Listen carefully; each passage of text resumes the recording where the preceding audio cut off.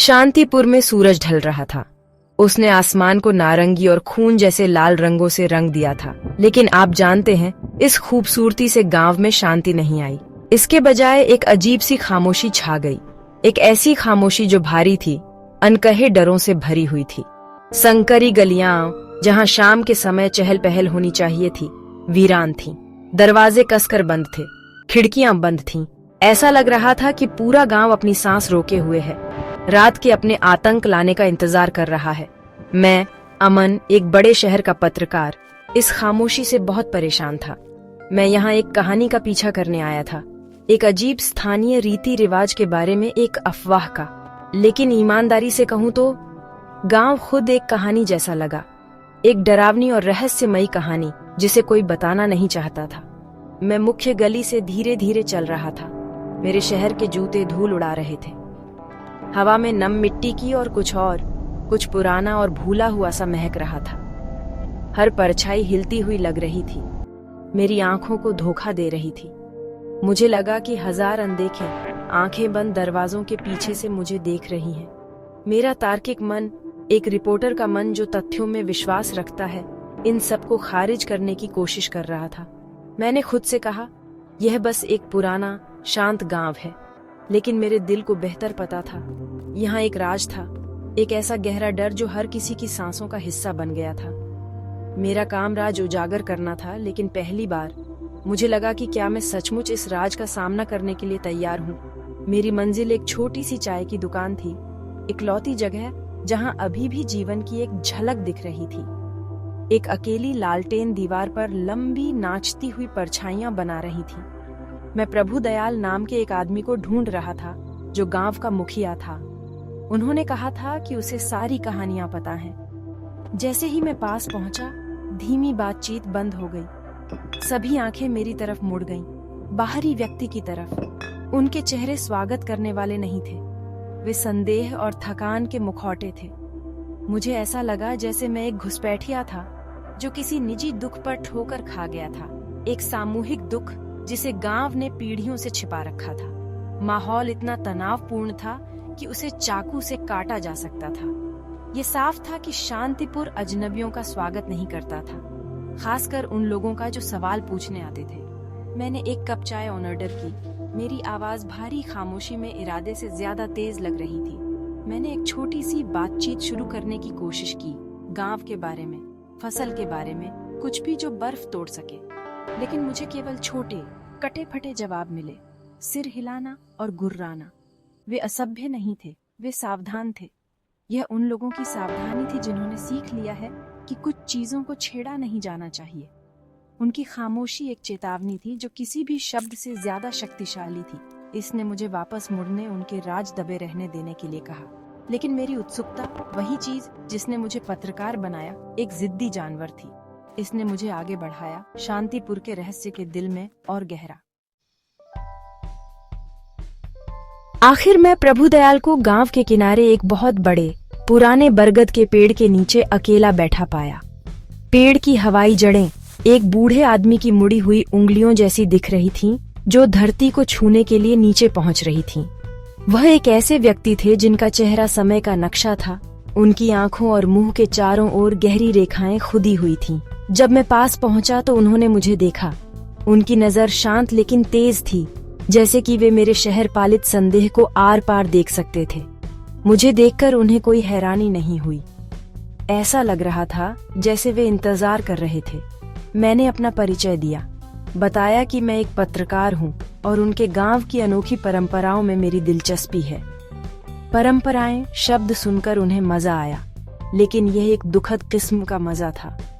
परंपराएं बेटे, जिसे तुम परंपराएं कहते हो उसे हम अभिशाप कहते हैं, उन्होंने कहा। उनकी आवाज दूर की गड़गड़ाहट जैसी धीमी थी। तुम शहरी लोग अपने कैमरे और अपनी नोटबुक लेकर यहाँ आते हो। तुम्हें लगता है कि हमारा डर एक कहानी है, तुम्हारे पाठकों के लिए मनोरंजन का एक टुकड़ा। वे रुके, अपनी मिट्टी की चिलम से एक लंबा कश लिया। धुआं शाम की रोशनी में ऊपर उठ रहा था। यह गांव कहानियों के लिए नहीं है, यह अस्तित्व के लिए है। हम दिन में जीवित रहते हैं और हम प्रार्थना करते हैं कि हम रात में भी जीवित रहें। उनके शब्द नाटकीय होने के लिए नहीं थे, वे तथ्य का एक सीधा बयान थे जिसने उन्हें और भी भयावह बना दिया। वे मुझे डराने की कोशिश नहीं कर रहे थे, वे मुझे चेतावनी देने की कोशिश कर रहे थे। मैं आगे बढ़ा, मेरी बढ़ती बेचैनी पर मेरी जिज्ञासा हावी हो रही थी। मैंने उनसे अंतिम संस्कार के बारे में पूछा, उस अजीब अनुष्ठान के बारे में जिसकी फुसफुसाहट मैंने सुनी थी। वह अनुष्ठान जो केवल रात में नदी के किनारे भयानक श्मशान घाट में होता था। प्रभु दयाल की आंखें काली पड़ गईं। कुछ चीजें जीवित लोगों को देखने के लिए नहीं होती, उन्होंने कहा। उनकी आवाज फुसफुसाहट में बदल गई। खासकर उन्हें नहीं जो विश्वास नहीं करते। मृतकों की आत्माएं, उन्हें परेशान होना पसंद नहीं है। हमारा अनुष्ठान कोई उत्सव नहीं है, ये एक समझौता है। बेचैन आत्माओं से एक हताश विनती है कि वे वहीं रहें जहां वे हैं, हमारी दुनिया में न आए।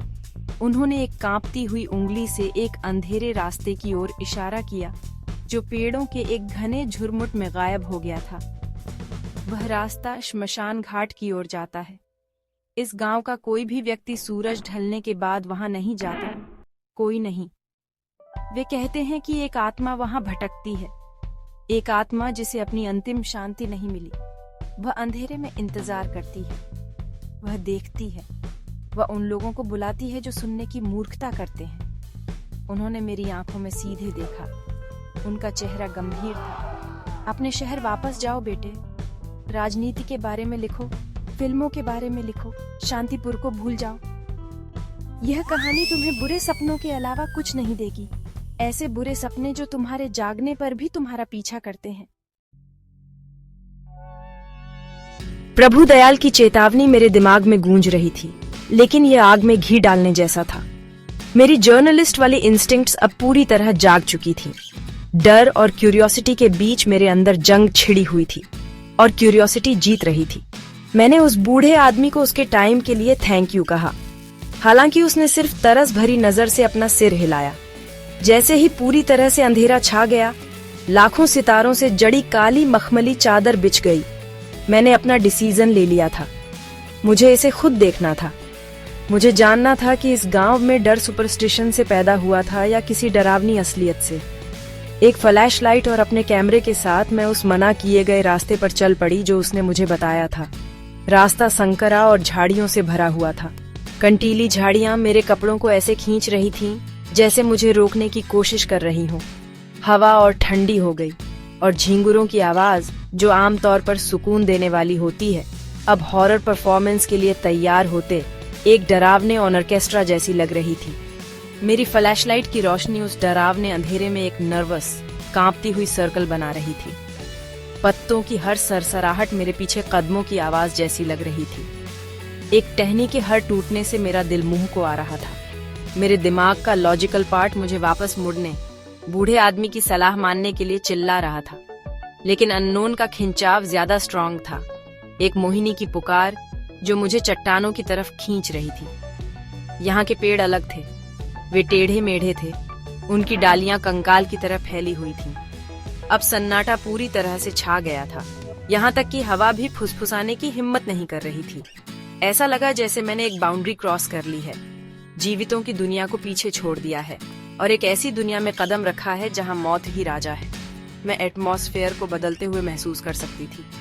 दुख और निराशा के एहसास से भारी होता जा रहा था। ये मुझे जकड़ रहा था, एक ठंडा नम कफान। मैंने अपना कैमरा चेक किया। वह छोटा सा डिवाइस मेरे चारों तरफ फैली विशाल पुरानी अंधेरे के खिलाफ एक कमजोर ढाल जैसा लग रहा था। मैं पूरी तरह से अकेली थी और पहली बार मैंने असली डर का तीखा, ठंडा डंक महसूस किया, जो हमेशा के लिए लग रहा था। उसके बाद पेड़ कम होने लगे और मुझे पास बहती एक नदी की हल्की दुख भरी आवाज सुनाई दी। मैं पहुंच चुकी थी। मेरे सामने एक क्लियरिंग थी और उसके बीच में मैं बस अंतिम संस्कार की चिंताओं और मिट्टी के छोटे ऊबड़ खाबड़ टीलों की काली आकृतियों को देख पा रही थी। ये श्मशान घाट था, अंत का स्थान, वह जगह जिसके बारे में प्रभु दयाल ने मुझे चेतावनी दी थी। जो डर मुझे महसूस हो रहा था वह अब सिर्फ एक फीलिंग नहीं थी, यह एक फिजिकल प्रेजेंस थी। ये मेरे पेट में एक ठंडी गांठ और मेरी छाती में कसाव था। मैंने गहरी सांस ली। अपने कांपते हाथों को स्थिर करने की कोशिश की और क्लियरिंग में अपना पहला कदम रखा। श्मशान घाट एक ऐसी जगह थी जहां गहरी खामोशी और गम छाया हुआ था। हवा में जली हुई लकड़ी की हल्की रहस्यमयी गंध थी और कुछ और भी, कुछ धातु जैसा बेचैन कर देने वाला। चांदनी अपनी फीकी भूतिया चमक उन अज्जली चिताओं की लकड़ियों और छोटे छोटे स्मारक पत्थरों पर बिखेर रही थी जो मैदान में इधर उधर बिखरे थे। ये पत्थर कुछ टेढ़े मेढ़े और टूटे हुए जमीन के जबड़े में उगे टेढ़े दांतों जैसे लग रहे थे। मेरी टॉर्च की रोशनी कभी इधर कभी उधर घूमती रही और जो कुछ दिखा उससे मेरी रूह कांप उठी। एक सफेद कफन का टुकड़ा कांटों की झाड़ी में अटका था, एक टूटा हुआ मिट्टी का घड़ा और राख की बिखरी हुई परत जिसे हवा अभी तक उड़ा नहीं पाई थी। ये वो जगह थी जहां जिंदगी का सफर धुएं और फुसफुसाहटों में खत्म हो जाता है। मैं मैदान की ओर अंदर बढ़ी। मेरे कदम बजरी पर धीमे धीमे चरमराते रहे। हर कदम ऐसा लग रहा था जैसे किसी पवित्र दुखी जगह की बेअदबी कर रही हूँ, जैसे घुसपैठ कर रही हूँ। मैंने कैमरा उठाया, एक तस्वीर लेने की कोशिश की, लेकिन मेरे हाथ बहुत ज्यादा कांप रहे थे। पत्रकार होने के नाते मैं इस जगह की अजीब खूबसूरती को कैद करना चाहती थी, मगर इंसान होने के नाते मैं डरी हुई थी। तभी अचानक मुझे तापमान में गिरावट महसूस हुई, एक ठंडी सी जगह जो जैसे मेरे साथ साथ चल रही थी। मैंने झटके से घूमकर टॉर्च की रोशनी चारों तरफ घुमाई। वहां कुछ नहीं था, फिर भी मुझे साफ महसूस हो रहा था कि अब मैं यहाँ अकेली नहीं हूँ। जो देख रही थी वो अब खुद देखी जा रही थी। मेरा दिल पिंजरे में फंसे पंछी की तरह छटपटा रहा था। मैंने खुद को समझाने की कोशिश की, ये बस हवा है, ये मेरी कल्पना है, उस बूढ़े आदमी की कहानियों से उपजी घबराहट है। लेकिन वो एहसास जाता नहीं था, बल्कि हर पल और गहरा होता जा रहा था, जैसे हवा में कोई दबाव हो, कोई प्राचीन चेतना अपनी पूरी ताकत से मुझे घूर रही हो। मैं खुद को बहुत छोटा और असहाय महसूस कर रही थी, जैसे किसी ऐसी जगह पर आ गई हूँ जो मेरी नहीं है। मेरी सांसें खुद मुझे सुनाई दे रही थी, तेज और बेतरतीब। मैं भागना चाहती थी, गांव की थोड़ी सी सुरक्षा में लौट जाना चाहती थी, लेकिन मेरे पैर जैसे जमीन में जम गए थे, डर और अजीब से आकर्षण में बंध गए। तभी मैंने सुना एक आवाज जो रात की बाकी आवाजों से बिल्कुल अलग थी। न वो जानवर थी न हवा, वो एक धीमा दर्द भरा फुसफुसाहट थी, जैसे कोई बहुत बड़े दुख में डूबा हुआ हो। वो आवाज हर तरफ से आ रही थी और कहीं से भी नहीं।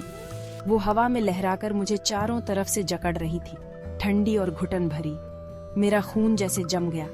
यही थी वो मौजूदगी जिसके बारे में प्रभु दयाल ने बताया था। बेचैन आत्मा, वो अदृश्य शक्ति जो इस सुनसान जमीन पर मंडराती थी। मेरा संशय, मेरी जर्नलिस्टिता की दूरी सब चकनाचूर हो गई। अब बस एक शुद्ध आदिम डर बाकी था जो मुझे पूरी तरह निगलने को तैयार था। मेरी टॉर्च की रोशनी बुरी तरह कांप रही थी और आखिरकार जाकर नदी के किनारे एक जगह पर टिक गई। एक पल के लिए दिल थम सा गया। उस रोशनी में एक आकृति दिखी। वो ठोस नहीं थी, न पूरी तरह इंसानी। वो एक झिलमिलाती पारदर्शी छाया थी, चांदनी और कोहरे से बनी एक आकृति। उसमें कुछ स्त्रीत्व था, लंबे बहते बाल जैसे किसी अदृश्य हवा में लहरा रहे हों। उसका चेहरा नहीं था, बस एक काली खाली जगह थी जहां चेहरे की जगह होनी चाहिए थी।